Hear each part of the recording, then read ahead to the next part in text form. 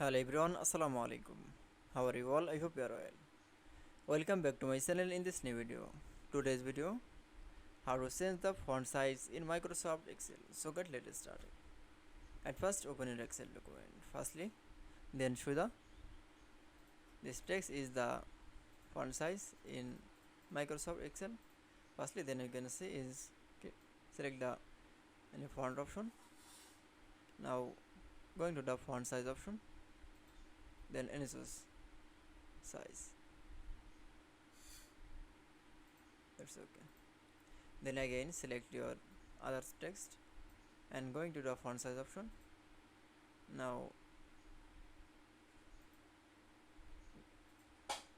then any font size option. That's okay. Then I show the then again select all text and going to the font size option, then any font size. That's okay. Then I show the change font size in Microsoft Excel. I hope you enjoyed the video. Please like, comment, share and subscribe my channel. Thanks for